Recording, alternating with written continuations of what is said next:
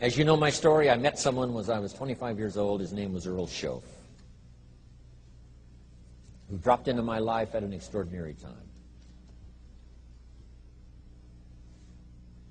So key phrase, timing has a lot to do with it, and who knows, part of the mystery of time, the timing. Part of the timing one I just had that experience that I've shared in other seminars when the Girl Scout knocked on my door. And I walked to the door, and she gives me the big pitch on the Girl Scout cookies, best organization in the world for girls. Got several flavors, time to buy the cookies, only $2. And with a big smile, she very politely asked me to buy. No problem, I wanted to buy. Big problem, I didn't have $2 in my pocket. And I didn't want to tell her that. So I did what I thought was next best. I lied to her. And I said, hey, look, I've already bought plenty of Girl Scout cookies. We've still got plenty in the house we haven't eaten yet. She said, oh, that's wonderful. Thank you very much. And she leaves. When she leaves, I say to myself, I don't want to live like this anymore.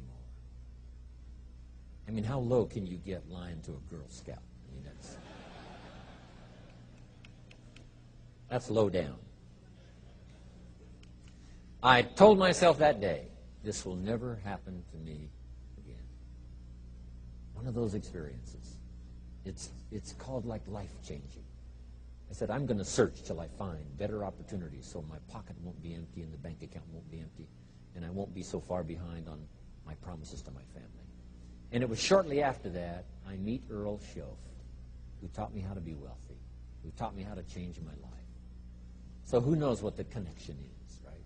Someone says when the student is ready, the teacher will appear. You know, I don't know all the mystery of that. But anyway, it seems like some of those things uniquely happen. But it was Mr. Schoaf over a 5-year period before he died at age 49 who taught me some extraordinarily simple things. He only went to the 9th grade in school, never finished high school, never went to college, never went to university. So he put his ideas and his experiences in very simple language, which I think for me, you know, kid from the farms of Idaho, that simplicity was so important. Because if it would have been technical, I'd have missed it. If it would have been mystic, I would have, backed away. But it was just basic, blunt, ABC, familiar stuff that I hadn't thought of before. And he did start to remind me, and those ideas changed my life. Mr. Schoaf was the one when I said, this is all they pay. He said, you've been working 6 years, Mr. Owen, how come you're not doing better? And I said, this is all the company pays. He says, well, that's not true. I said, no, this is my paycheck. This is all the company pays. He said, no, this is all the company pays you. I thought, that's a new way to look at it, right? He said, doesn't the company pay 2, 3, 4, 5 times this amount to other people? I said, well, yes. He said, well, then this is not all the company pays. It's all they pay you. And if you qualified, wouldn't your income grow 2, 3, 4, 5 times? I said, I suppose. So he said, we don't have to work on the company. We have to work on you. See, that was the beginning of what he called the phrase personal development. I told him things cost too much. He said, no, you can't afford them. I thought, well, that's a new concept. I hadn't thought about that. We put some of the valuable things on the high shelf, so you can't get to them until you qualify. If you want the things on the higher shelf, you've got to stand on the books you read. Every book you read, you get to stand a little higher so you can get the things on the higher shelf. See, I learned those concepts. It was so incredible. And here was the most important one. Success is something you attract by the person you become. See, that phrase changed my life. Success is something you attract by the person you become. Success is not something you pursue.